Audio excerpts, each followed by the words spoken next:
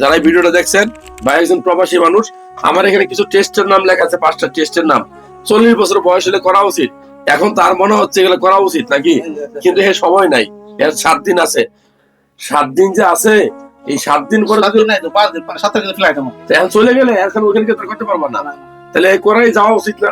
আমার দম ছাড়ার সময় নেই জায়গা, দম ছাড়ার সময় নাই। এত ডিউটি দেখেন প্রবাসী ভাই কত কষ্ট করে, আরে ভাই আমার। তা আমি বলবো প্রবাসী ভাইরা 5টা টেস্ট আমার করবেন। মনে হয় এই ভিডিওটা আমার জানলে গেছে তা আবার দেখতেছেন। হ্যাঁ, এটা তো বলতো আপনি। আচ্ছা, যারা ভিডিও দেখছেন, আপনার কিডনি ভালো আছে কিনা সিরাম ক্রিয়েটিনিন দেখবেন, লিভার ভালো আছে কিনা এনসিপিডি দেখবেন, পেটের ভিতরে আল্ট্রাসোনোগ্রাম করে দেখবেন কিডনিতে পাথর হয়েছে কিনা, প্রবাসী ভাইদের বেশি হয় এটা। লিভারে চর্বি জমছে কিনা, এটাও বেশি হয়। আর রক্তে কোনো কোলেস্টেরল আছে কিনা, অবশ্যই একটা লিপিড প্রোফাইল টেস্ট করবেন। রক্তের পরিমাণ ঠিক মতো আছে কিনা, রক্তে কোনো ইনফেকশন আছে কিনা সেটার জন্য সিবিসি টেস্ট করবেন।